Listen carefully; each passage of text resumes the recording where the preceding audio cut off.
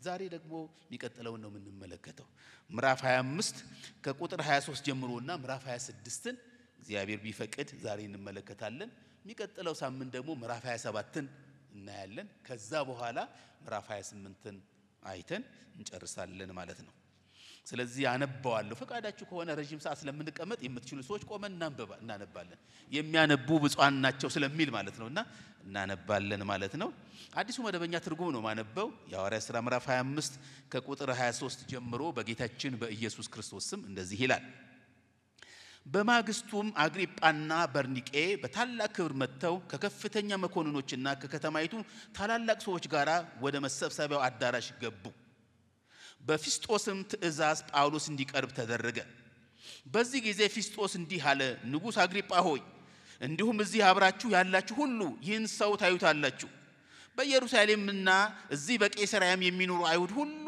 ይህ ሰው ከእንግዲህ በሕይወት መኖር አይገባውም በማለት እየጮሁ ለመኑኝ ምን እንዳይሆን ብለው በሕይወት መኖር የለበትም ብለው ለመኑኝ እኔም ለሞት የሚያበቃ አንዳች ነገር አለማድረጉን ተረዳው ሆኖም ወደ ንጉሠ ነገሥቱ ይግባኝ በማለቱ ወደ ሮም ልልከው ወሰንኩ ነገር ግን ስለርሱ ወደ ጌታዬ የምጽፈው የተረጋገጠ ነገር አላገኘሁም ስለዚህ ከተመረመረ በኋላ የምጽፈውን ነገር ለማግኘት ሁላችሁም ፊት በተለይ ደግሞ ንጉሥ አግሪጳ ሆይ ባንተ ፊት አቀረብኩት ይኸውም አንድ እስረኛ ወደ በላይ ሲላክ የተከሰሰበትን ምክንያት አለመገለጹ ትክክል ስላልመሰለኝ ነው ዛሬ በፊትህ ማቀርበው አለ ምዕራፍ 26 ላይ አግሪጳም ጳውሎስን ስለራስ እንድትናገር ተፈቅዶልሃል አለው በዚህ ጊዜ ጳውሎስን እጁን ዘርግቶ እንዲህ ሲል መከላከያውን አቀረበ ንጉሥ አግሪጳ ሆይ አይሁድ በኔ ላይ ያቀረቡት ክስ ሁሉ ዛሬ በፊትህ የመከላከያ መልስ ለማቅረብ በመቻሌ ራሴን እንደ እድለኛ እቆጥራለሁ ይኸውም አንተ በተለይ አይሁድን ልማድና ክርክር ሁሉ በሚገባ ስለምታውቅ ነው ስለዚህ በትዕግስት እንድታዳምጠኝ እለምንሃለሁ ገና ከልጅነቴ ጀምሮ በአገሬም ሆነ በኢየሩሳሌም እንዴት እንደኖርኩ አይሁድ ሁሉ ያውቃሉ ደግሞም ከብዙ ጊዜ ጀምሮ ስለሚያውቁኝ ከሃይማኖታቸው እጅግ ጥብቅ በሆነ ወገን ውስጥ ሆኜ እንደ አንድ ፈሪሳዊ መኖሬ ሊመሰክሩ ፈቃደኛ ከሆኑ ቃላቸውን ሊሰጡ ይችላሉ አሁንም ተከስሼ እዚህ የቀረብኩት ምክንያት እግዚአብሔር ለአባቶቻችን ቃል የገባውን ነገር ተስፋ በማድረጌ ነው 12ቱ ነገሮቻችን ቀንና ሌሊት እግዚአብሔርን ከልብ ያገለገሉ ሲፈጸም ለማየት የሚተጉለት ተስፋ ይሄው ነው ንጉሥ ሆይ አይሁድም የሚከሱኝ ስለዚሁ ተስፋ ነው ለመሆኑ እግዚአብሔር ሙታንን ማስነሳት እንደማይችል አድርጋችሁ የምትቆጥሩት ለምንድነው ቁጥር 9 ላይ እኔም ራሴ ናዝሬቱ ኢየሱስን ስም በሚችለው መንገድ ሁሉ መቃወም እንዳለብኝ ወስኜ ነበር በኢየሩሳሌም ያደረኩት ይህንኑ ነበር ከካህናት አለቆች ስልጣን ተቀብዬ ብዙ ቅዱሳንን አሳስሬያለሁ በመገደላቸውም ተስማምቻለሁ ላስቀጣቸውም ብዙ ጊዜ ከምኩራብ እየተዘዋወርኩ የስድብ ቃል እንዲናገሩ አስገድዳቸው ነበር በቁጣም ተሞልቼ በውጭ ሀገር እስከሚገኙ ከተሞች ድረስ ተከታትዬ አሳድዳቸዋለሁ በዚህ መሰረት አንድ ቀን ከካህናት አለቆች ስልጣንና ትእዛዝ ተቀብዬ ወደ ደማስቆ በመጓዝበት ጊዜ ንጉሥ ሆይ እኩለ ቀን ላይ በመንገድ ሳለሁ ብርሃነቱ ከፀሐይ የሚበልጥ ብርሃን በእኔና በባልንጀሮቼ ዙሪያ ከሰማይ ሲያበራየው ሁላችንም በመድር ላይ ወደቅን እኔም በዕብራይስጥ ቋንቋ ሳኦል ሳኦል ለምን ታሳድደኛለህ መጊያውን መጋፋት ጉዳቱ ባንተ ይብሳል የሚለኝ ድምጽ ሰማሁ እኔም ጌታ ሆይ አንተ ማን ነህ አልኩ ጌታም እንዲህ አለኝ እኔ አንተ የምታሳድደኝ ኢየሱስ ነኝ አሁንም ተነሳና በእግርህ ቁም ስለኔ ስላየኸውና ወደፊትም ስለማይሄድ ነገር አገልጋይና ምስክር እንድትሆን ልሾምህ ተገልጫለሁ ከዛ ሕዝብህና ወደ እነርሱ ከምልክህ ከአሕዛብ አድንሃለሁ አንተም ዓይኖቻቸውን ትከፍታለህ ከጨለማ ወደ ብርሃን ከሰይጣንም ስልጣን ወደ እግዚአብሔር ትመልሳቸዋለህ እነርሱም የኃጢአት ይቅርታ ይቀበላሉ በእኔ በማመን በተቀደሱት መካከል ርስት ያገኛሉ ቁጥር 19 ላይ እንግዲህ ንጉሥ አግሪጳ ሆይ ከሰማይ ለታየኝ ራእይ አልታዘዝም አላልኩ ነገር ግን በመጀመሪያ በደማስቆ ለሚኖሩ ቀጥሎም በኢየሩሳሌምና በይሁዳ ላሉት ሁሉ ከዚያም ለአሕዛብ ንስሐ እንዲገቡና ወደ እግዚአብሔር እንዲመለሱ የንስሐ ፍሬም እንዲያሳዩ ገልጬ ተናገርኩ አይሁድም በመቅደስ ይዘው ሊገሉኝ የሞከሩት በዚህ ምክንያት ነው። የእግዚአብሔር እርዳታ እስከ ዛሬ ስላልተለየኝ እነሆ እዚህ ቆሜ ለትንሹም ለትልቁም እመሰክራለሁ። ነቢያትና ሙሴ ይሆናሉ ይፈጸማል ካሉት በስተቀር አንዳች ነገር አልተናገርኩም። ይኸው ክርስቶስ መከራ እንደሚቀበልና ከሙታን ቀዳሚ ሆኖ በመነሳት ለሕዝብና ለአሕዛብ ብርሃን እንደሚሰብክ ነው። ፊስጦስም የጳውሎስን ንግግር እዚህ ላይ በማቋረጥ ድምፁን ከፍ አድርጎ ጳውሎስ ሆይ አእምሮን ስተሃል፣ የትምህርትህን ብዛት አሳብደዋል አለው። ጳውሎስ ግን እንዲህ ሲል መለሰ፣ ክቡር ፊስጦስ የምናገረው እውነተኛና ትክክለኛ ነገር እንጂ እብድስ አይደለሁም። ይህን የምናገረው ነገር ንጉሥ ያውቀዋልና፣ አግሪጳ ማለቱ ነው። በፊቱ በልበ ሙሉነት እናገራለሁ። ደግሞም በድብቅ የተደረገ ነገር ባለመኖሩ ከዚህ ነገር አንድም እንደማይሰወርበት እርግጠኛ ነኝ። ንጉሥ አግሪጳ ሆይ ነቢያትን ታምን የለም? አዎ እንደምታምን አውቃለሁ። አግሪጳም ጳውሎስን እንዲህ በቀላሉ ክርስቲያን የምታደርገኝ ይመስልሃልን አለው። ጳውሎስም በቀላሉም ሆነ በብዙ አንተ ብቻ ሳትሆን ዛሬ የሚሰሙኝ ሁሉ ከዚህ ከታሰርኩበት ሰንሰለት በስተቀር እንደኔ የሆኑ ዘንድ እግዚአብሔርን እለምናለሁ አለ። ቁጥር 30 ላይ ከዚያ በኋላ ንጉሥ አገረ ገዡም በርኒቄም ከነሱ ጋር የተቀመጡትም ተነሱ። ወጥተውም ሲሄዱ ይህ ሰው እንኳን ለሞት ለእስራት የሚያበቃው ነገር አላደረገም ተባባሉ። አግሪጳም ፊስጦስን ይህ ሰው ወደ ቄሳር ይግባኝ ባይል ኖሮ መለቀቅ ይችል ነበር አለው። ጸልያለን። የዘላለም አምላክ ቅዱስ እግዚአብሔር ሆይ ስለዚህ የእውነት ቃል በኢየሱስ ክርስቶስ ስም ክብር ላንተ እንሰጣለን። ይሄን የእውነት ቃል በጌታ በኢየሱስ ክርስቶስ ስም አብራለን። በዚህ ቃል አገኘን። እግዚአብሔር ሆይ በጌታ በኢየሱስ ክርስቶስ ስም አገኘን።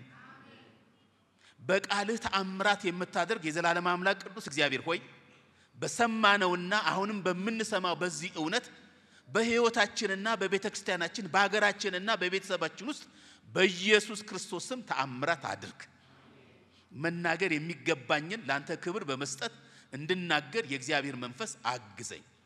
ክብር በሰማይና በምድር ላንተ ይሁን በጌታችን በኢየሱስ ክርስቶስ ስም አሜን። ዛሬ ትድግና 4 ነው የምንመለከተው። ትድግናን 4 ስንመለከት በተለየ መንገድ ነው ከበፊቶቹ በተለየ መንገድ ትድግና 4ን አብረን እንመለከታለን። ወንድማችን ሐዋርያ ጳውሎስ በጣም አስደናቂ ነገር ነው የሚናገረው። ለተገለጠልኝ ራእይ እምቢ አላልኩም። እምቢ ለማለት እድል ነበረኝ። ከዚህ ራእይ ለመሸሽ እድል ነበረኝ። ከዚህ ራእይ ራሴን ለማራቅ ሁኔታዎች ተመቻችተውልኝ ነበር። ነገር ግን ንጉሥ አግሪጳ ለተገለጠልኝ ለዚህ እውነት ላምበረከከኝ ለዚህ እውነት የህይወት ለውጥ እንዳመጣ ላደረገኝ ለዚህ እውነት ለምከፍለው ዋጋ ሁሉ ደስ ብሎኝ ልከፍ ያስቻለኝ ለዚህ እውነት እንቢ አላልኩም። 1 3 4 ትርጉሞችን ላንበብላችሁ። እንደዚህ ይላል። አዲሱ መደበኛ ትርጉም እንደዚህ ብሎ ነው ያቀረበው። ቀደም ያነበብኩላችሁ። እንግዲህ ንጉሥ አግሪጳ ሆይ ከሰማይ ለታየኝ ራእይ አልታዘዝም አላልኩም። ራእይ አይቻለሁ። የተገለጠልኝ እውነት አለ። ይሄ እውነት ውስጤ ገብቷል፣ ተቀርቅሯል። ላወጣው አልችልም፣ ለወረውሮ አልችልም፣ እምቢ ልለው አልችልም። ለዚህ ራእይ ለመታዘዝ ራሴን ሰጠሁ ነው የሚለው። የቀድሞው እንደዚህ ይላል። ንጉሥ አግሪጳ ሆይ ስለዚህ ከሰማይ የታየኝ ራእይ እምቢ አላልኩም። ከሰማይ የወጣ ራእይ ነበር፣ የተገለጠ ራእይ ነበር፣ ያየሁት ራእይ ነበር። ይሄ ራእይ ወደኔ ስለመጣ እምቢ አላልኩም። ያለኝን ነገር ሁን የሚለኝን ነገር ለማድረግ ራሴን ሰጥቻለሁ። እግዚአብሔር ይመስገን። እንዴት እምቢ እላለሁ? እንዴት እችላለሁ? እንዴት እችላለሁ? ነው የሚለው። ያየሁት እኮ ጉድ ነው። ያየሁት እኮ የሚረታ የሚያሸንፍ የሚያንበረክክ ነው። በምን አቅሜ እምቢ እላለሁ? እንዴት እችላለሁ አለው። የሥላሴ መጽሐፍ ቅዱስ ማህበር የሚባል አለ እነሱ ያሳተሙት እንደዚህ ይላል ለሰማያዊ ራእይ እኔ እምቢተኛ አልነበርኩም ለተገለጠው ለሰማያዊ ራእይ እምቢተኛ አልነበርኩም ደስ ብሎኝ በፍቃደኝነት ራሴን ሰጥቼ ራእዩ እንደመራኝ ይሄድ ነበር ነው የሚለው ቢያላልኩ ይሄው ቃል እንዲህ ብሎ ይናገራል ይሄውን ንጉስ ሆይ ስለዚህ ከላይ በራእይ ለተገለጠልኝ ጌታ ከመታዘዝ ወደ ኋላ ማለት አልፈለኩም ታይቶኛል ተገልጦልኛል እንዲህ ወደ ኋላ ማለት አልቻልኩም ምንድነው ራእዩ መቼ ነው ያየው ራእዩ ለምን ለራእዩ መታዘዝ እምቢ አለ ማለት ቻለ እምቢ አለ ማለቱ በወንድማችን ሐዋርያ ጳውሎስ ምን ደረሰበት የእግዚአብሔር ትድግና ለጳውሎስ እንዴት መጣለት እሱን በተመለከተ ባጭሩ አብረን እንመለከታለን ማለት ነው እንደምታውቁት ዛሬ አግሪጳ ጋር ንጉስ አግሪጳ የገባው ወንድማችን ሐዋርያ ጳውሎስ አምስተኛ ጊዜ ነው ፍርድ ቤት ሲቀርብ ወይም ደግሞ ችሎት ሲቀርብ ወይም ደግሞ ለምርመራ ሲቀርብ በሉት 5 ጊዜ ነው የቀረበው ታስታውሳላችሁ በመጀመሪያ በኢየሩሳሌም በነበረበት ጊዜ በወታደር ካምፕ ውስጥ በጦር አዛዡ ፊት ተጠየቀ ተመረመረ ምዕራፍ 22 መመልከት ይችላልላችሁ መልስ ሰጠ እንደገና ደግሞ ታስታውሳላችሁ በኢየሩሳሌም በአይሁድ ሸንጎ ፊት ቀረበ ተጠየቀ ታስታውሳላችሁ በሰዱቃውያንና በፈሪሳውያን መካከል ተመልክተናል ጥልና ክርክር የነበረበት ጊዜ መለሰ ምዕራፍ 23 መመልከት ይችላልላችሁ እግዚአብሔር ታደገው ደግሞ በቂሳሪያ ደግሞ በነበረበት ጊዜ እንዲሁ ቀረበ በንጉስ ፊልኮስ ፊት ቀረበ አቀረበ የመከላከያ ምስክሩን የመከላከያ መልሱን ሰጠ ምዕራፍ 24 መመልከት ይችላልላችሁ አሁን እንደገና ደግሞ ከሁለት ዓመት በኋላ ምዕራፍ 25 ላይ ብትመለከቱ ደግሞ እንደዚሁ ደግሞ በአገረ ገዡ ፊስጦስ ፊት ቀረበ ምላሽ ሰጠ አሁን ለአምስተኛ ጊዜ ምንም እንኳን አገረ ገዢው ለምክር ጥያቄ ቢጠይቀውም በፍርድ ወንበር ላይ አስቀምጦት ነበር መልስ እንዲሰጥ ያደረገው ያ ባለፈው ሳምንት ነግሬያችኋለሁ የዚህ ንጉስ አግሪጳ በሄሮዶስ ዘር የመጨረሻው ንጉስ ነበር ያው በ100 ዓመተ ምህረት ገደማ እንደሞተ ነው የሚነገረው እና አባትየው በጣም ጨካኝ ነበር ይቅርታ አባትየው በጣም ጨካኝ ነበር ታስታውሳላችሁ ብዙ ስለሱ ጊዜ ወስደን መናገር ያለብን አይመስለኝም ስለዚህ ወንድም ይሄ ልጅ በ17 ዓመቱ አባቱ ሲሞት በ25 ዓመቱ ከ8 ዓመት በኋላ እንደነገሰ አንዳንድ መረጃዎች ይናገራሉ ከዛ በኋላ ክሱን ለመመልከት ሰዎች ተሰበሰቡ ምዕራፍ 25 ላይ መመልከት ይችላልላችሁ በማግስቱም አግሪጳና በርኒቄ በታላቅ ክብር መተው ከከፍተኛ መኮንኖችና ከከተማይቱ ታላላቅ ሰዎች ጋራ ወደ መሰብሰቢያው አዳራሽ ገቡ ነው የሚለው ምዕራፍ 25 ቁጥር 23 ላይ በጣም ትልቅ የሚገርመው ነገር የፍርድ ቤት ችሎት አለ የሚቀርበው ይዛን ጊዜ ውስጥ እና የተለየ የመሰብሰቢያ አዳራሽ ውስጥ ነው የቀረበው ይሄ በተለየ የመሰብሰቢያ አዳራሽ ለእንግዶች ክብር የሚመጥን አዳራሽ ነው ይሄ መሰብሰቢያ አዳራሽ እነዚህ የቀረቡትን ታላላቅ ሰዎች ምን የሚያደርግ ነው የሚያከብር የሚመጥን ቦታ ነው የተመደበላቸው ጥበቃቸው በተለየ መንገድ እንዲጠበቁ የተደረገበት ቦታ ነበር የቀረበው ስለዚህ ችሎት ማለት ፍርድ ቤት ችሎት ላይ ነበር የሚቀርበው በተለየ አዳራሽ ውስጥ ነው የቀረበው በዚህ ቦታ ላይ የተቀመጡ ሰዎች በጣም ይገርመኛል በጣም ታላላቅ የሆኑ ሰዎች ናቸው የቀረቡት አንደኛው ንጉስ አግሪጳ ነው የቀረበው እንዳማካሪም እንደ መሃል ዳኛም ሰብሳቢ ሆኖ ነው የተቀመጠው ንጉስ አግሪጳ ታስታውሳላችሁ ከሱ ጋራ ደግሞ ዘመዱ በርኒቄ ደግሞ ነበር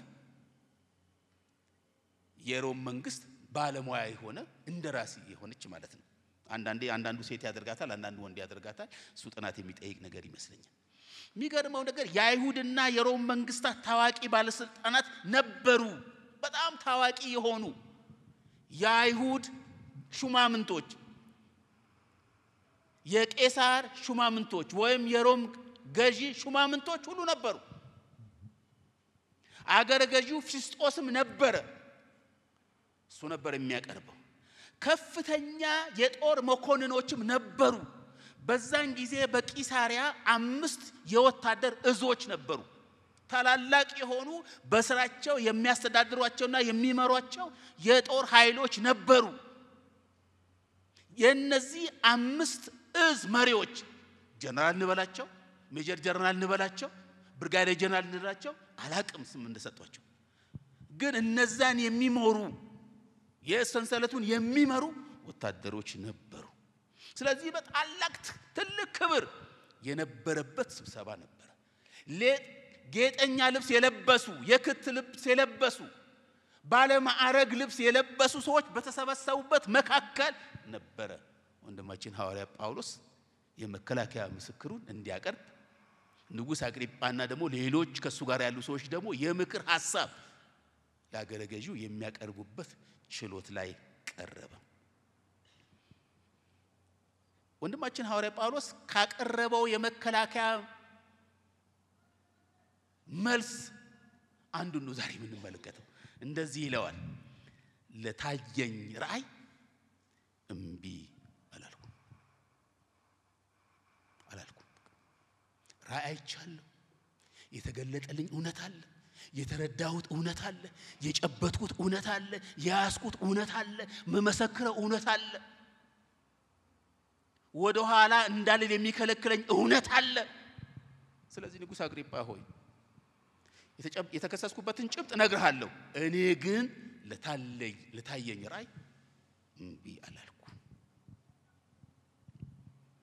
ይሄ የሐዋርያት ሥራ ምዕራፍ 26 ቁጥር 19 ላይ ነው አሁን ያነበብኩላችሁ ክፍል የሚናገረው። ስለዚህ ሐዋርያ ጳውሎስ እንደዚህ ይላል መጀመሪያ ሲናገር በመግቢያ ንግግሩ ላይ እድል ስላገኘው በጣም ደስ ብሎኛል ነው የሚለው። በጣም ደስ ብሎኛል በማፊት መቅረቤ፣ ለአምስተኛ ጊዜ በንጉስ አግሪጳ ፊት መቅረቤ እጅግ ደስ ይለኛል።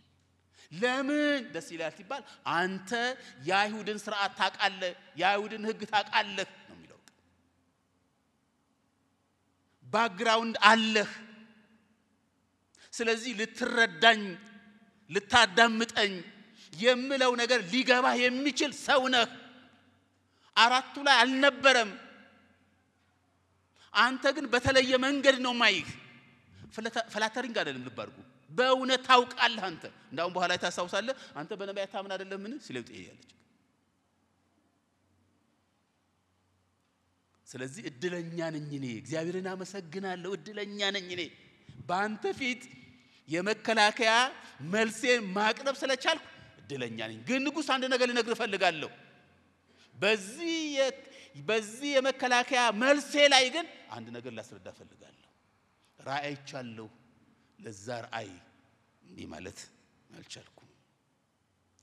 ለምንድን ነው እምቢ ያለው? እምቢ ለማለት ያልፈለገው ቢሳስብ 1 4 5 ነጥቦችን ወይም 6 ነጥቦችን ብናገር ጥሩ ይመስለኛል። በጣም ኢምፖርታንት ስለሆነ አንዱ የራእዩ ምንነት ነው። ያየሁት ራእይ የተለየ ነው። ካንተ የሚበልጥ ነው።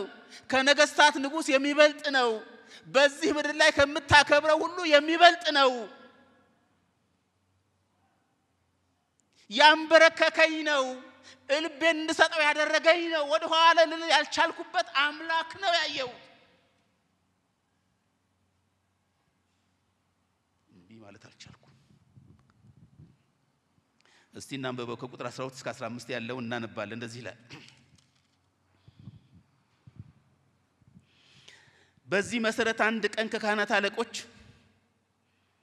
ስልጣንና ትእዛዝ ተቀብዬ ወደ ደማስቆ በመጓዝበት ጊዜ ንጉስ ሆይ እኩለ ቀን ላይ በመንገድ ሳለው ብሩህነቱ ከፀሐይ የሚበልጥ ብርሃን በኔና በባልንጀሮቼ ዙሪያ ከሰማይ ሲበራ አየሁ። አሁን ከምታየው ከዚህ ከፀሐይ ብርሃን የበለጠ የደመቀ ይሄ እዚህ ውጭ የምታየው የፀሐይ ብርሃን ከሱ የበለጠ የደመቀ አይቸው የማላቅ ሰዎችም አይተውት የማያቅ ደማቅ ብርሃን አየሁ። ይሄ ደማቅ ብርሃን ደግሞ ለኔ ብቻ አይደለም የታየው፣ ለጓደኞቼ ጭምር ነበር የታየው። ቢያል ይሄን ራእይቼ እንዴት ወደ ኋላ እመለሳለሁ? አየሁት። ደግሞ እሱ ብቻ አይደለም፣ ወረድ ብላችሁ ተመልከቱት። ሁላችንም በምድር ላይ ወደቅን። እኔ ብቻ አልነበርኩም፣ ለኔ ብቻ አልነበረም የታየኝ። እዛ ላሉት ጓደኞቼ በሙሉ ልክ ብርሃኑ ሳይው አብረን ወደቅን። ብርሃኑ ጣለን።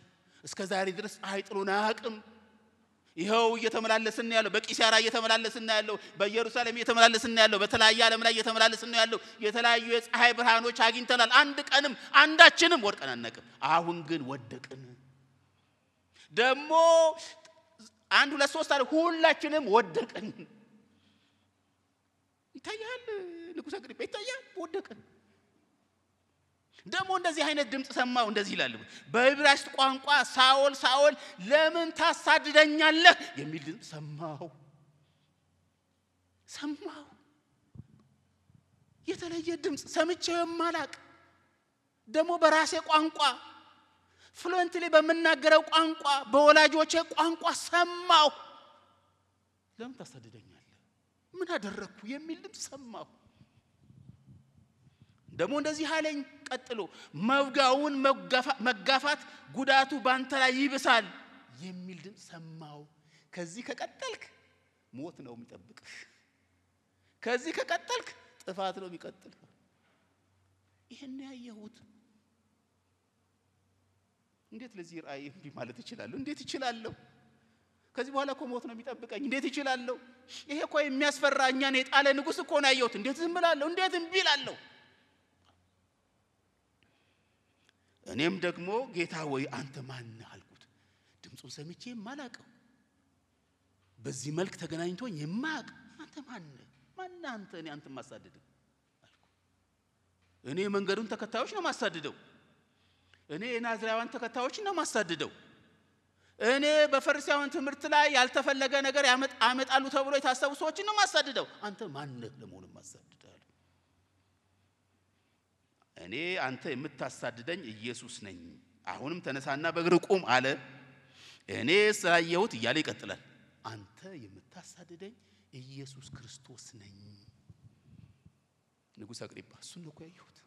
እሱን ነው ያየሁት። ማንን? ኢየሱስ ክርስቶስን ነው ያየሁት። በሰማይም በምድር ላይ ስልጣን ያለውን ኢየሱስ ክርስቶስን ነው ያየሁት። የነገስታት ንጉሥ የሆነውን ኢየሱስ ክርስቶስን ነው ያየሁት። ይሄ ኢየሱስ ክርስቶስ አሸነፈኝ። ይሄ ኢየሱስ ክርስቶስ ማረከኝ። ይሄ ኢየሱስ ክርስቶስ አንበረከከኝ። ይሄ ኢየሱስ ክርስቶስ ለራሱ አደረገኝ።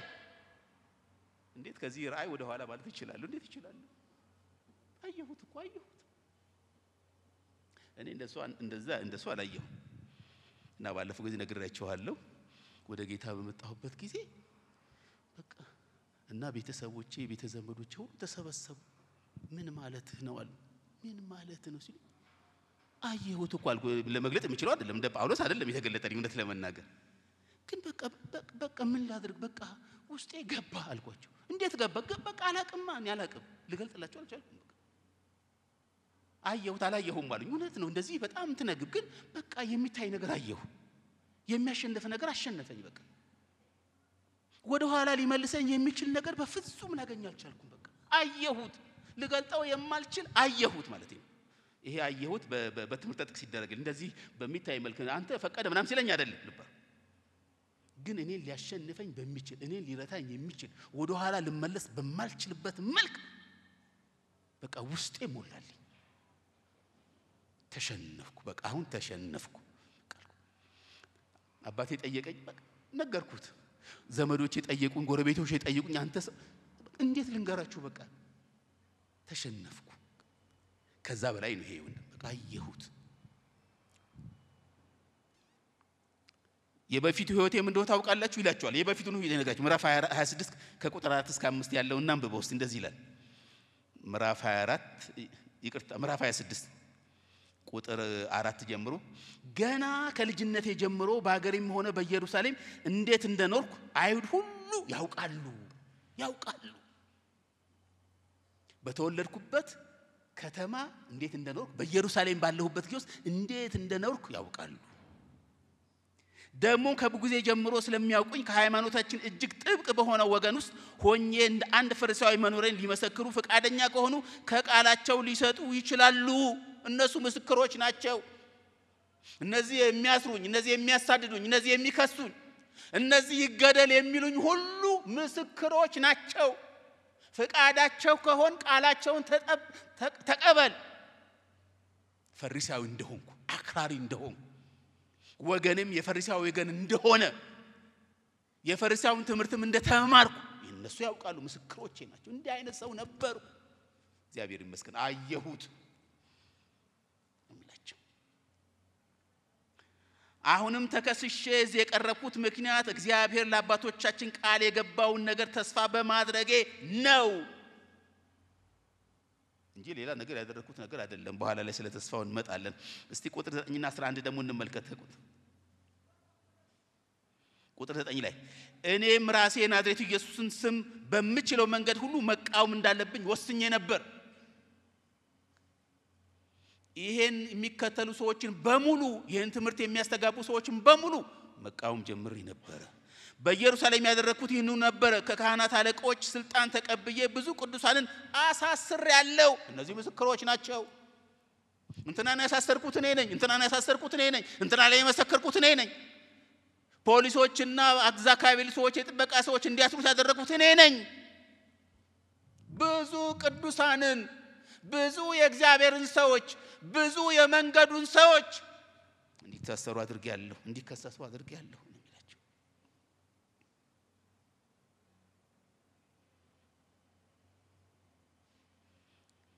በመገደላቸውም ተስማምቻለሁ። የሚገርም ነገር እኮ ታሳውሳላችሁ። እሱ አንድ ሰው በተገደለበት ጊዜ ታሳውስ ቆሞ ዕቃ ይዞ ሲጠብቅ እንደነበር ተስማምቻለሁ። እንዲገደሉም ራሱ እኔ ተስማምቼ ነበር። ላስቀጣቸውም ብዙ ጊዜ ከምኩራብ እየተዘዋወርኩ የስድብ ቃል እንዲናገሩ አስገድዳቸው ነበር። በቁጣም ተሞልቼ በውጭ ሀገር እስከሚገኙ ከተሞች ድረስ ተከታትዬ አሳድዳቸው ነበር። እንዲህ አይነት ሰው ነበርኩ። አሁን ግን ጌታን አየሁት። አሁን ግን ጌታ አሸነፈኝ። አሁን ግን ጌታ ማረከኝ። አሁን ግን ጌታ የራሱ አደረገኝ። እንዴት ለዚህ ራእይ እምቢ እላለሁ? እንዴት እንዲህ እላለሁ? እግዚአብሔር ይመስገን አይቼዋለሁ። ከፈለክ ባክግራውንዴን አጥና። ከፈለክ እንዴት እንዳሳለኩ እነዚህ ሰዎች ጠይቃቸው፣ ያውቁኛል። ስለተከፈለኝ አይደለም፣ መጤ ሃይማኖት ስለሆነ አይደለም መከተለው። አይቼው ነው፣ ሰምቼው ነው፣ አንበርክኮኝ ነው፣ የራሱ አድርጎኝ ነው ማምነው።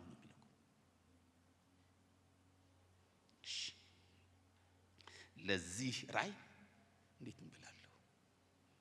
እንዴት እንቢ ትላላችሁ እናንተ? ጌታን ያያችሁ፣ ፍቅሩን የቀመሳችሁ፣ በተለየ መንገድ ወደ እናንተ መጥቶ ያሸነፋችሁ፣ የረታችሁ፣ በትደክሙም እንኳን እንዴት ለዚህ ራይ እንቢ ትላላችሁ?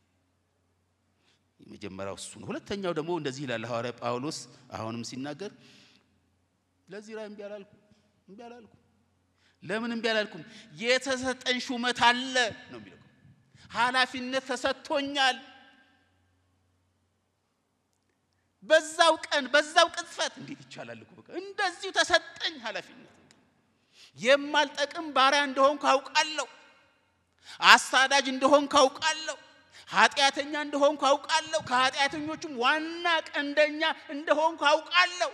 ይሄ ፍቅር ጌታ፣ ይሄ ታየን ጌታ፣ ይሄ ያሸነፈን ጌታ፣ ይሄ አንበርከከን ጌታ ሹመት ሰጠኝ። እንዳገለግል ሹመት ሰጠኝ። እንዳገለግል ጸጋ ሰጠኝ። እንዳገለግል በር ከፈተልኝ። እንዴት እምቢ እላለሁ? እኔ ማን ነኝ? እሺ ታየኝ። እሱ ከታየኝም ባሻገር ባንተ ሰራለሁ፣ ባንተ ተጠቀማለሁ፣ ባንተ አገለግላለሁ አለኝ። እንዴት እምቢ እላለሁ? እኔ እድለኛ ነኝ። እንደውም ይሄን ጌታ ማገልገል እድለኛ ነኝ። ንጉሥ አግሪጳ እንዴት እምቢ እላለሁ? እንደዚህ ይላል፣ ላንብብላችሁ። ስለኔ ስለ ኢየሱስ ክርስቶስ ማለት ነው ስላየኸውና ወደፊትም ስለምሰጥ ነገር ምስክር እንድትሆን ሾምኩ ነው የሚለው።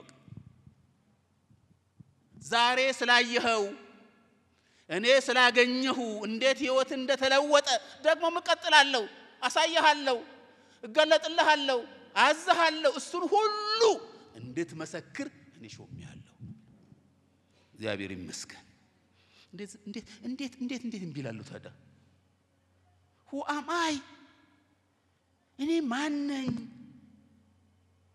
አሳዳጅ የሆንኩትን አስገዳይ የሆንኩትን አሳሳሪ የሆንኩትን አስፈራጅ የሆንኩትን አላማኝ የሆንኩትን ህይወቴን ለውጦ ይሄን የሚያህል አገልግሎት ይሄን የሚያህል ኃላፊነት ከሰጠኝ እንዴት እንቢላለሁ እግዚአብሔር ይመስገን በጌታ የተወደዳችሁ ወንድሞቼና እህቶቼ ጌታን ማገልገል ትልቅ እድል ነው እንቀልድበታለን ግን ትልቅ እድል ነው ጌታ ለረዳው ሰው ተንበርክኮ ነው የሚያገለግለው ተለምኖ አይደለም እንደማችን አወራቀስ ሞት ቢያስፈልግ ሞታለሁ ለዚህ ራይ እኔ ተጠርቼ እኔ ተሾሜ እኔ አገልግሎት ጸጋ ተሰጥቶኝ እኔ በአገልግሎት እንድትሳተፍ አድርጎኝ እንዴት ዝም እላለሁ እንዴት እንቢላለሁ ልትገለኝ ትችላለህ ልታስረኝ ትችላለህ ሊፈርዱብኝ ይችላሉ እንቢ አልልም እንዴት ናችሁ እናንተ የጌታን ጸጋ የተቀበላችሁ በክርስቶስ ኢየሱስ የማዳን ጉልበት ህይወት ያገኛችሁና ጸጋ የተቀበላችሁ በአካል ውስጥ ብልት አድርጎት የተጨመራችሁ የጌታን አገልግሎት በአክብሮት ይዙታላችሁ እግዚአብሔርን በመፍራት በትጋት ታገለግላላችሁ የሚያስፈልገውን ዋጋ ለመክፈል አገልግሎታችሁ ላይ በትጋት ትገኛላችሁ ወይስ እየተለመናችሁ ነው የምታገለግሉት ወይስ ይመቻችሁ መታችሁ ነው የምታገለግሉት ወይስ ደስ ይላችሁ ነው የምታገለግሉት ወንድማችን ሐዋርያ ጳውሎስ እንደሱ ነው የሚለው አፈጽሞ እንደዚህ ይላል ጌታ እንደዚህ ብሎኛል አይናቸውን ትከፍታለህ ህዝብህንም አሕዛብህንም ጭምር ነው የሚለው በቃ አይን የሚከፈተው በወንጌል ነው ሰዎች ወንጌል ሲነገራቸው ወንጌል ሲሰሙ ወንጌል ሲቀበሉ አይኖቻቸው ይከፈታል ከጨለማቸው ብንን ይላሉ ጨለማ ውስጥ እንዳለ ያውቃሉ ከዚህ የተነሳ ወደ ብርሃን ለመምጣት ይናፍቃሉ ብርሃን ውስጥ ለመግባት ንስሐ ይገባሉ ከጌታ ጋር ህብረት ይፈጥራሉ የዛን ጊዜ የኃጢአት ይቅርታ ያገኛሉ ለዚህ አገልግሎት ነው እግዚአብሔር የጠራኝ ሹመት ያገኘሁት ለዚህ አገልግሎት ነው እና ንጉሥ አግሪጳ እንዴት ለዚህ ራእይ እንቢላለሁ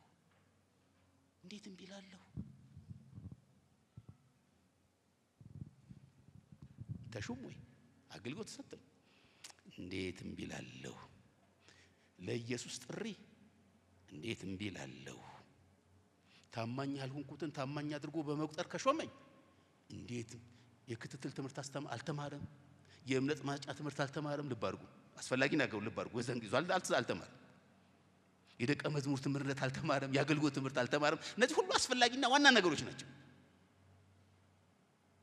በኋላ ላይ ታስታውሳላችሁ የተወሰነ ጊዜ በቃ ሾመኝ እንዴት ዝም እላለሁ ከሰይጣን እስራትና ስልጣን ወደ እግዚአብሔር ተመልሳለህ አለኝ ሰዎች በሁለት መንግስት ውስጥ ነው ያሉት ወይ በሰይጣን መንግስት ወይ በእግዚአብሔር መንግስት ስለዚህ በሰይጣን መንግስት ያሉትን በጨለማ ያሉትን ወደ እግዚአብሔር ተመልሳለህ ወደ ብርሃን ተመልሳለህ አለኝ በምን በወንጌል እውነት እንዴት እንቢላለሁ ለዚህ ራእይ ሰው ጠፍቷል ስለዚህ እንዴት እንቢላለሁ እሺ ለዚህ ሹመት ለአገልግሎት አልታዘዝም እንዴት እላለሁ ገና ሲመጣ ወደ ጌታ እንደመጣ ታስታውሳላችሁ የሐዋርያት ሥራ ምዕራፍ 9 ቁጥር 15 ላይ እንዲህ ተብሎ ነበር በአሕዛብና በነገስታት ፊት እንዲሁም በእስራኤል ሕዝብ ፊት ስሜን እንዲሸከም የተመረጠ ዕቃዬ ነው ተብያለሁ በቃ እግዚአብሔር የሱ ዕቃ አድርጎኛል መጠቀሚያ አድርጎኛል መገልገያ አድርጎኛል በማፊት በአሕዛብ ሁሉ ፊት በራሱ ወገን ባይሁድ ሁሉ ፊት የኔ ዕቃ እንዲሆን ሾሜዋለሁ አለኝ ለዚህ ራእይ እንዴት እንዲላለሁ አፈገፍጋለሁ እንዴት እምቢ እላለሁ እንዴት አላገለግልም እላለሁ እንዴት አልመሰክርም እላለሁ እንዴት ላገልግሎት የሚከፈለው ዋጋ ላለመክፈል ወደ ኋላ እላለሁ ያው ቃል እኮ እንደሱ ነው የሚለው እንዴት ወደ ኋላ እላለሁ እንዴት በፍጹም አልችልም ነው የሚለው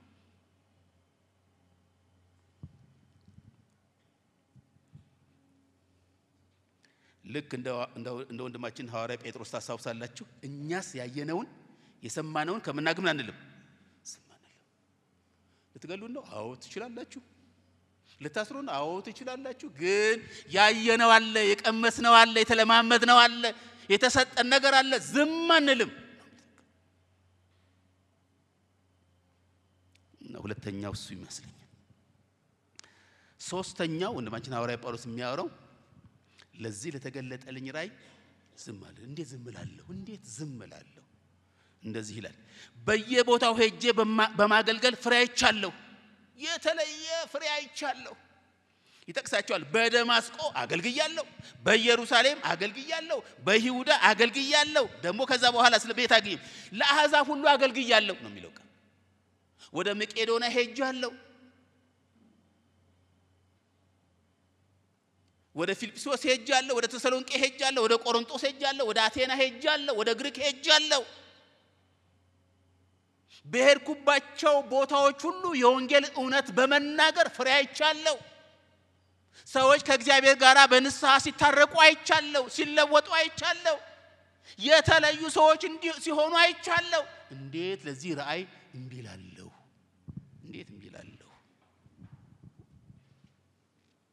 የንስሐ ፍሬ በውስጣቸው አይቻለሁ ከጌታ ጋር ሲጣበቁ አይቻለሁ የሚጠቀሱ ሰዎች አሉ ልጠራላችሁ የምችላቸው ሰዎች ፍሬ አይቻለሁ I think በ1975 ይመስለኛል በ1975 ታሳውሳላችሁ በአገራችን ውስጥ ብዙ ቤተክርስቲያኖች የተዘጉበት ጊዜ ነበር ጥቂት የመካነ ኢየሱስና የቃልዮት ቤተክርስቲያኖች ናቸው አዲስ አበባ አካባቢ ክፍት የሆኑት ስለዚህ ብዙ የተለያየ ቤተክርስቲያን አማኞች በእነዚህ ሁለት ቤተክርስቲያኖች ነበር የሚሄዱት በተለይ ደግሞ 6 ኪሎ አካባቢ ያሉት 4 ኪሎ እና 5 ኪሎ ያሉት ዩኒቨርሲቲ ተማሪዎች በአብዛኛው የሚሄዱት አዲስ አበባ መካነ ኢየሱስ ወይም እንጦጦ መካነ ኢየሱስና እዛ አጠገባቸው ናዝሬት ትምህርት ቤት ጋር ደግሞ ህብረት አምባ ወይም ህብረት ቃልዮት የሚባል ቤተክርስቲያን አለ እዛ ሄዳሉ ስለዚህ አምልኳቸውን እዛ ያካሂዳሉ ከቅዱሳን ጋር የተለያየ ቤተክርስቲያን አማኞች ናቸው ነገር ግን ያላቸው ድል በእነዚህ ቤተክርስቲያን ጋር ሄደው የእግዚአብሔርን ቃል መስማት መማር በእግዚአብሔር ፊት መጸለይ የዕለት ተዕለት ወይም የሁድ አምልኮ ፕሮግራማቸው ነበር እና ቀደም በተቀስኩላችሁ ጊዜ ውስጥ ከተለያየ ቦታዎች ላይ የመጡ ዩኒቨርሲቲ ተማሪዎች እዛ ለማምለክ ይመጣሉ ሁድ ቀን እና ከጥቁር አንበሳ የመጡ የሕክምና ተማሪዎች ነበሩ ከ4 ኪሎ ከ5 ኪሎ ከ6 ኪሎ የመጡ ተማሪዎች ነበሩ የዛ ቤተክርስቲያን አባል የነበሩ ሰዎች ነበሩ እና ከዛ በኋላ ያመልኩ ያለ ከአንደኛ ፖሊስ ጣቢያ ወታደሮች መጡ ግቢውን ከበቡት እና ከበቡትና ሁሉም እዛ የሚያመልከው በሙሉ ተያዘ በዛን ጊዜ ወንድማችን ፓስተር ወይ መጋቢ አብርሃም ዮሴፍ ነበረ የዛ አጥቢያ ቤተክርስቲያን መጋቢ ሆኖ የሚያገለግለው የሚኖረው እዛው ነው ደግሞ የሚያገለግለው እዛው ስለነበረ ከሱ ጋራ ከሌሎችም ከቤተሰቡ ጋራና ከመጥሶች ጋራ እስር ቤት በሰልፍ ታሳውሳላችሁ ከዛ ከናዝሬት ትምህርት ቤት ቀጥታ ወደ ምኒልክ ሆስፒታል በሰልፍ እና እንዲሄዱ ተደረገ የዛን ቀን ያልታሰርኩ እንዳጋጣሚ ሌላ ቦታ ሄጄ ነበርና ስለዚህ በሰልፍ ታስረው ሄዱ እና ገቡ አደያ ፖሊስ ጣቢያ እና ከዛ በኋላ ያው መዘመር ጀመሩ መጸለይ ጀመሩ በጣም ብዙ ናቸው አቅሙ ይባሉ የሚያቆም የለም በቃ ይመሰክራሉ ከዛ ንቃት ይሰጣቸው ተባለ በተለይ ደግሞ ዩኒቨርሲቲ ተማሪዎች በዛን ጊዜ ውስጥ በዚህ እምነት ላይ መገኘቱ ካድሬው ተጸየፈ በቃ ተጸየፈ አንድ ወንድም ነበረ የ6ኛ ዓመት የሜዲካል ስኩል ተማሪ ነበርና በእለቱ ስለዚህ አታችመንት የሚባል አለ የሚሰራ ስራ ለምረቃ የሚደረግና እና የልጆች ሕክምና አታችመንት ቀርቶት ነበር ከዛ በኋላ መመረቅ ነው የሚቀርውና አንተም ይለዋል በቃ አንተም እና በጣም ነው እንትሚሉትና ከዛ በኋላ ለመሆኑ እናንተ መንግስት ይሄን ሁሉ ኢንቨስት አድርጎባችሁ እንትን አድርጎባችሁ ለአብዮቱ ምን ኮንትሪቢዩት አደረጋችሁ አለ። አብዮቱ እናንተን አስተምራለች ከፊውዳል ስርዓት ውስጥ እንትን ባላችኋለች ግን ምን አደረጋችኋል? ፓስተር አብርሃም እኔ በጣም ብዙ ለአብዮቱ ሰርቻለሁ አለ። እና ከዛ በኋላ ምን ሰራህ አሉት።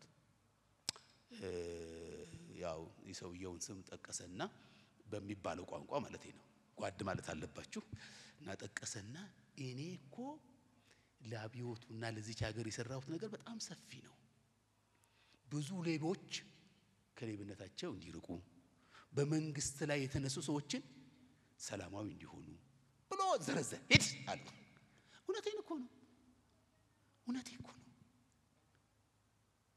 በጣም ሌባ የተባሉ ገዳይ የነበሩ ሀገር ያስቸግሩ የነበሩ ቤተሰብን ያስቸግሩ የነበሩ በዚህ ወንጌል አይቼ ሲለወጡ ተመልክቻለሁ። አስተዋጽኦ አድርጌያለሁ። የንስሐ ፍሬ አይቼባቸዋለሁ። የሚመቹ ሀገራቸውን የሚወዱ ስራ የሚወዱ ቤተሰቦቻቸውን የሚወዱ አይቻለሁ። ጳውሎስ ለሱ ነው የሚልከው። ፍሬ አይቻለሁ። የተለወጠ ህይወት አይቻለሁ። ለሀገር የሚጠቅሙ ሰዎች ሲወጡበት አይቻለሁ። ቤተሰቦቻቸውን የሚወዱ የሚያከብሩ ሰዎችን ሁሉ የሚወዱ የሚያከብሩ ከሰዎች ጋር በፍቅር የሚኖሩ ሰዎች አይቻለሁ። ወንጌል አሸንፏቸው። ታዲያ እንዴት ለዚህ ራእይ እምቢላለሁ? እንዴት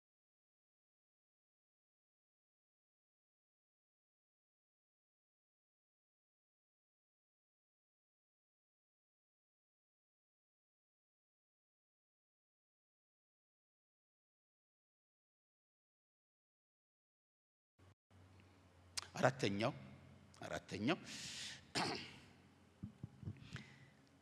ጌታ ደግሞ ከኔ ጋር ነው።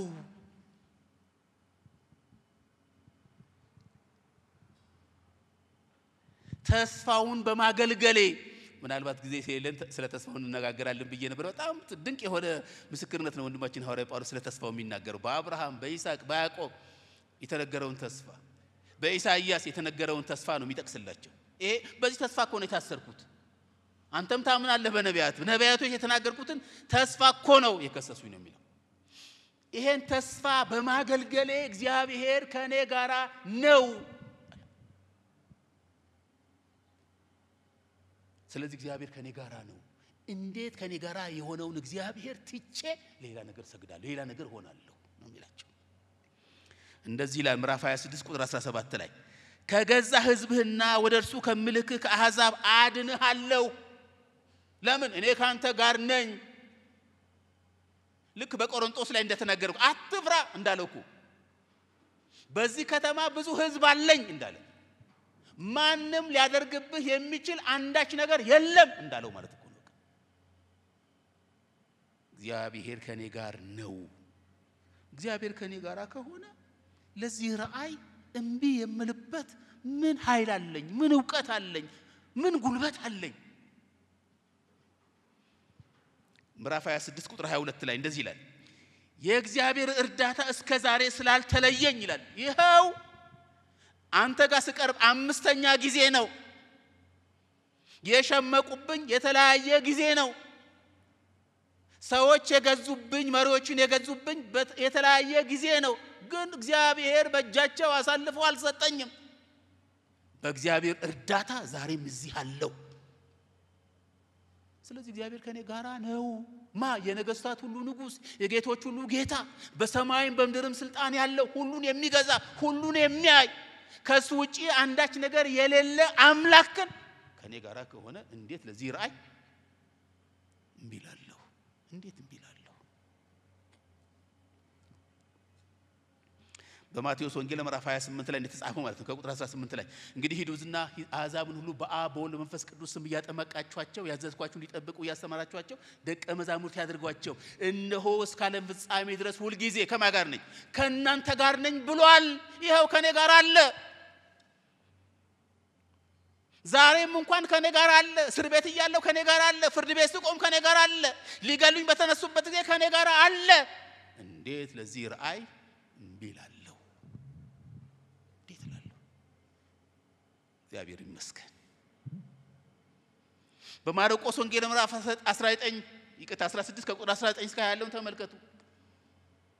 እግዚአብሔርም ከነሱ ጋር ይሰራ ነበር፣ በድንቅና በታምራት ቃሉን ያጸና ነበር የተባለው ተስፋ በኔ ሕይወት ውስጥ ተፈጽሟል። በኔ አገልግሎት ውስጥ ተፈጽሟል። በኔ ጉዞ ውስጥ ተፈጽሟል። እንዴት ለዚህ ራእይ እምቢ እላለሁ? እስቲ ንገረኝ ንጉሥ አግሪጳ። አምስተኛውና ስድስተኛው ቶሎ ብዬ ልናገርና ልጨርስ። የተከሰስኩት በእውነት ላይ ስለቆምኩ ነው። ጥፋት ተገኝቶብኝ አይደለም፣ በደል ተገኝቶብኝ አይደለም። አይሁድ የሚከሱኝ ለአባቶቻችን ቃል የገባውን ነገር ተስፋ በማድረጌ ነው። ምዕራፍ 26 ከቁጥር 6 እስከ 8 ያለውን ተመልከቱ። እሱን ነው ተስፋ ያደረኩት። ሰዎች ንስሐ ገብተው ወደ እግዚአብሔር እንዲመለሱ በማድረጌ ነው የተከሰስኩት። ሰዎች በመለወጣቸው የእግዚአብሔር በመሆናቸው ከመጥፎ ባህሪያቸው በመቀሪያቸው ነው የተከሰስኩት። ስለዚህ የተከሰስኩበት ክስ ሐሰተኛ ስለሆነ እንዴት እምቢ እላለሁ?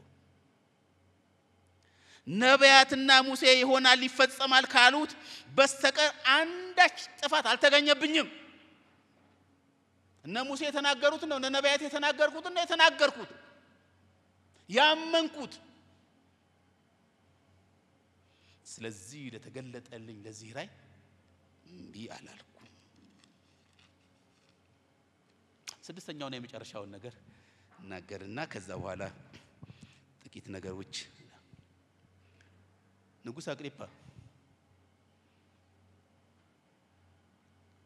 እንደዚህ ልል እፈልጋለሁ። የምለምነው ዛሬ በእናንተ ፊት ሆኜ የምለምነው ጌታ ወደፊት ጌታ ምጸልየው ጸሎት እንደው ታውቃለህ ይለዋል። የምነውም ለሰው ልጆች ሁሉ ይህ ጌታ እንዲያውቁትና እንዲኖሩበት ነው። እንደዚህ ይላል ቁጥር 20 ምዕራፍ 26 ቁጥር 29 ላይ ዛሬ የሚሰሙኝ ሁሉ ከዚህ ከታሰርኩበት ሰንሰለት በስተቀር እንደኔ የሆኑ ዘንድ እንደምን እንደ ክርስቲያን የሆኑ ዘንድ የመንገዱ ተከታይ እንዲሆኑ ዘንድ እግዚአብሔርን እለምነዋለሁ። የኔ ምኞት እሱ ነው፣ የኔ ጸሎት እሱ ነው፣ የኔ ናፍቆት እሱ ነው። ብቻ አይታሰሩ። አሁን ነገር ግን ከዛ ውጪ እኔ የሆንኩትን አይነት እንዲሆኑ፣ እኔ ያየሁትን ነገር እንዲያዩ፣ እኔ የቀመስኩትን ነገር እንዲቀምሱ እግዚአብሔር አምላኬን እለምነዋለሁ። አንተ ንጉሥ አግሪጳ ጌታ እንድታውቅ ፈልጋለሁ። አንተ አገረ ገዢ ፊስጦስ ጌታ እንድታውቅ ፈልጋለሁ። አንቺ በሪንጎ ጌታ እንድታውቅ ፈልጋለሁ። እናንተ መኳንንቶች የአምስቱ እዝ አዛዦች ጌታ እንድታውቁ ፈልጋለሁ። እንዴት እምቢ እላለሁ? ታሳውሳላችሁ ወንድም የአገረ ገዢው ፊስጦስ አቋርጦት ጳውሎስ አበድክ መሰለኝ፣ መጽሐፍ መመራመር ሲበዛ አእምሮ ያስታል ማለት ነው አለ። ኧረ በፍጹም እኔ አላበድኩም። ይኸው አግሪጳ ምስክር ነው፣ እሱ ያውቃል። እውነት ነው የምናገረው። ምሸቀቅጠው ነገር የለም፣ ምደብቀው ነገር የለም፣ በድብቅም የማደርገው ነገር የለም። የተለወጥኩበት የሆንኩትን ነው መሆነው። እውነት ነው የምናገረው። ለዚህ ነው ከዚህ ራእይ ውጪ ወደ ኋላ ማልለው። እንዴ በቀላሉ ክርስቲያን ልታደርገን ፈለክ እንዴ? አዎ የሰማችሁ ሁሉ እንደኔ እንድትሆኑ ፈልጋለሁ። እግዚአብሔርን አመሰግናለሁ ስለዚህ ወንድም ስለ ጳውሎስ። እነዚህ ሰዎች እንዴት ወንጌል ይሰሙ ነበር? እስቲ አስቧቸው። እንዴት ይሰሙ ነበር? አግሪጳ ሰማ፣ ፊስጦስ ሰማ፣ የአይሁድ አለቆች ሰሙ፣ የሮም እንደራሴዎች ሰሙ፣ እነዚህ ትላልቅ የሆኑ የጦር አዛዦች ሰሙ፣ የተሰበሰበው ሕዝብ ሁሉ ሰማ።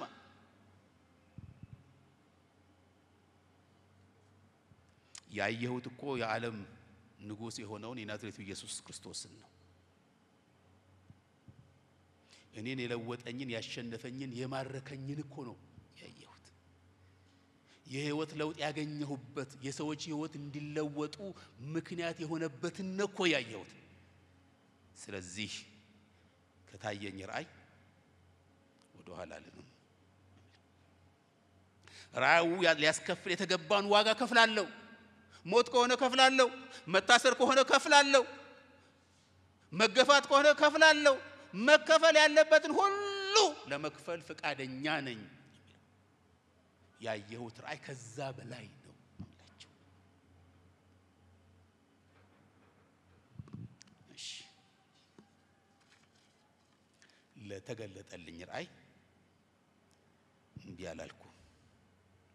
ለዚህ ነው ራሴን የሰጠሁት። ንጉሥ አግሪጳ ሰጠሁት ራሴን። ለዚህ ነው በእናንተ ፊትም በሰዎች ሁሉ ፊትም በሄድኩበት ሁሉ መመስከረው። ለዚህ ነው ወደ ኢየሩሳሌም የመጣሁት። ትታሰራለህ፣ መከራ ይደርስብሃል እየተባልኩ መከራም እንዲህ እንደሚደርስብኝ እያወቅ እንደምታሰርም እያወቅ ወደዚህ የመጣሁበት ለዚህ ነው።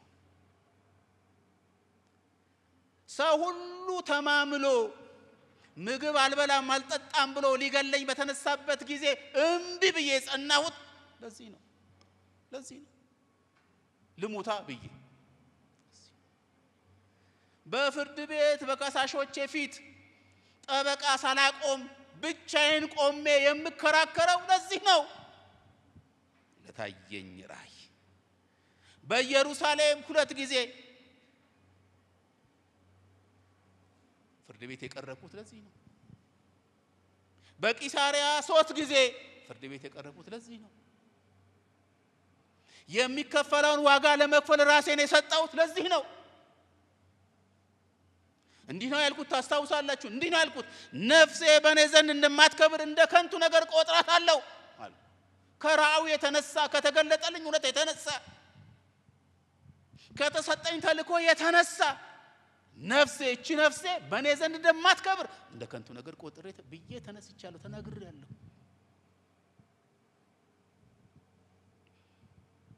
እናንተስ በጌታ የተወደዳችሁ ወንድሞችና እህቶቼ እግዚአብሔር የሰጣችሁ ራእይ ምንድነው? ስለ ድነታችሁ ራእያችሁ ምንድነው? እንዴት ወደ ጌታ መጣችሁ? እንዴት ጌታ አሸነፋችሁ? እንዴት ጌታ ማረካችሁ?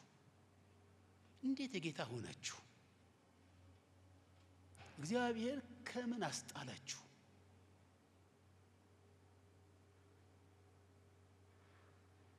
ጌታን ከማወቅ አኳያ የእናንተ ራእይ ምን ነበር? ሐዋርያ ጳውሎስ እንደሱ አለ። የእናንተስ?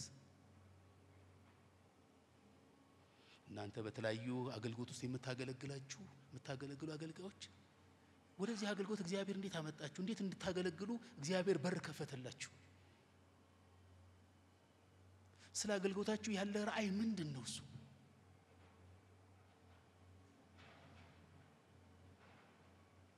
እናንተ በተለየ መንገድ እግዚአብሔር የጠራችሁ የተለየ መልእክት አለኝ የምትሉና ስለ መልእክታችሁ እርግጠኛ የሆናችሁ ባለ ራእዮች ይሄን ራእይ እንዴት እያስተናገዳችሁ ነው ያላችሁት? ይሄ ራእይ እንዲፈጸም ምን እርምጃ እየወሰዳችሁ ነው ያላችሁት? ለዚህ ለተገለጠላችሁ ራእይ የእናንተ ምላሽ ምንድነው? እሱ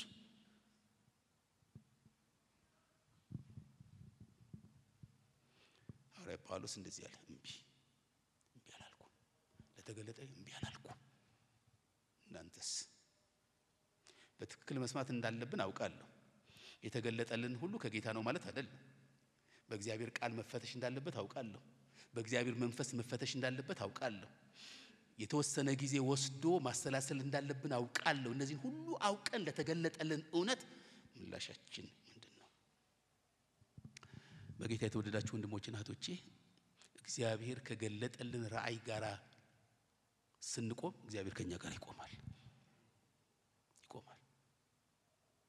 ከሐዋርያ ጳውሎስ ጋር የቆመ የሰራዊት አምላክ ቅዱስ እግዚአብሔር ከኛ ጋር ይቆማል። ስለዚህ እንዴት እያስተናገዳችሁ ነው ያላችሁት? ኮምፕሮማይዝ እያደረጋችሁ እያመቻመቻችሁ ነው ያላችሁት? በቃ ምን ይደረግ በቃ ያው ይታወቅ አይደለም ነው እያላችሁ ያላችሁት? እኔ እኮ ብቻዬን ሆንኩ ምን ማድረግ ይችላል እያላችሁ ነው ያላችሁት? እሱ ብቻውን የቆየው ከባድ እንደሆነ አውቃለሁ። ሁኔታው እኮ በጣም ጠነከረ። በፊት እኮ በአንድ ወታደር ፊት ነበር የቆምኩት፣ ከዛ በኋላ በአይሁድ አለቆች ፊት ነው የቆምኩት፣ ከዛ በአገረ ገዢ ፊት ነው የቆምኩት፣ ከዛ በጠነከረ አገረ ገዢ፣ ከዛ በአግሪጳ ፊት ነው የቆምኩት ብላችሁ ምክንያት እያመቻመቻችሁ ነው ያላችሁት። ምን አደርጋለሁ 2 ዓመት ከመታሰር በቃ ጌታ የተናገረው ነገር ይፈጽማል። እኔ ተሰማማውም ተስማማው ይፈጽማል። ምን አለበት ትንሽ እኔን እንኳን ማስወጣበትና አስወጥቼ ማገለግልበት አቋራጭ ብፈልግ ብላችሁ ምናምን ለመስጠት እየሞከራችሁ ነው ያላችሁት።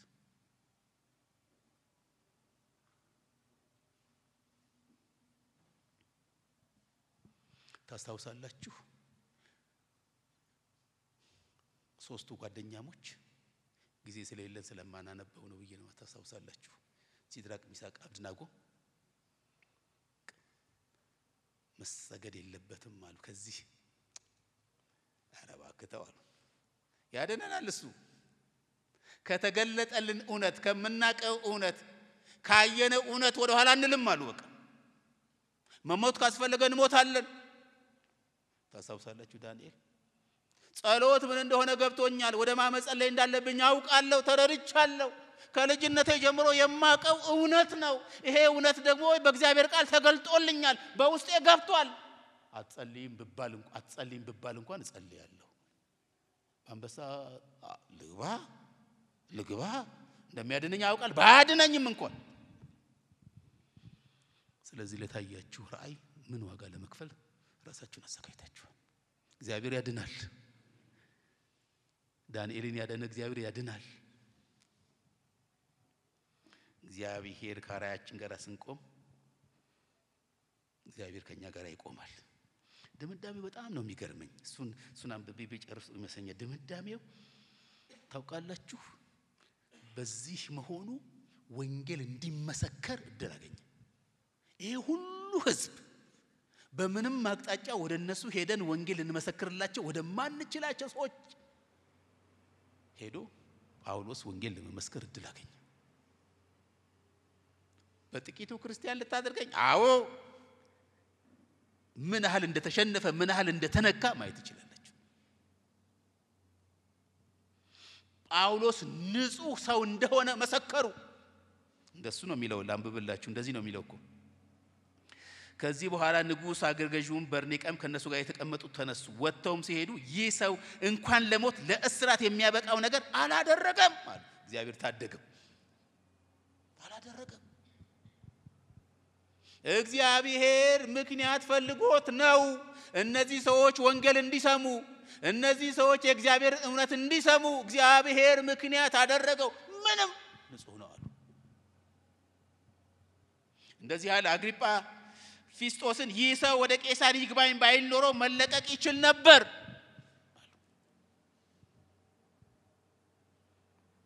እነሱ ስለፈቀዱ አይደለም የሚለቀቀው፣ ማስ ይፈቅድ ነው። የወንድማችን ሐዋርያ ጳውሎስ አገልግሎት አለ። በቃም ልብ አድርጉ።